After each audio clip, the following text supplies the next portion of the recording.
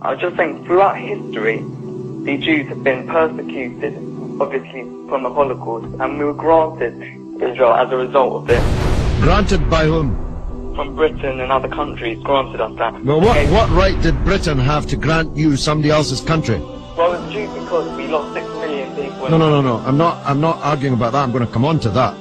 What right did Britain have to grant you somebody else's country?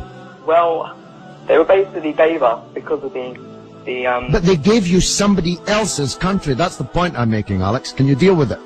Britain granted you somebody else's country. I'm asking you, what right did Britain have to grant you somebody else's country? The Jews have suffered. They were subject to regular discrimination at best and murder at most. The one place in the entire world that Jews were neither discriminated against nor subject to pogrom was the Muslim world. That's why, under the protection of the Muslims, the Jews left Europe.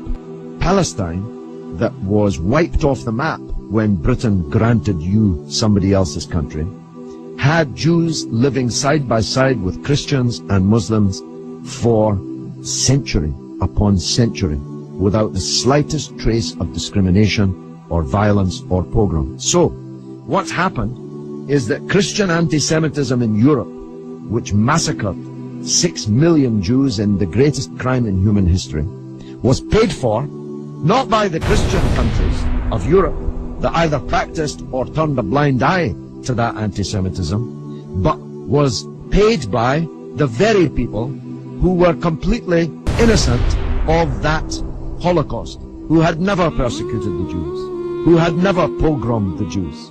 And that seems to me to add insult to the injury suffered by a people whose country was wiped off the map, who were dispersed into exile, to make way for a Zionist idea which was granted to European Jews by Britain, that Britain had no right to give away somebody else's country. It seems to me an all-round injustice, don't you think, Alex? Yeah.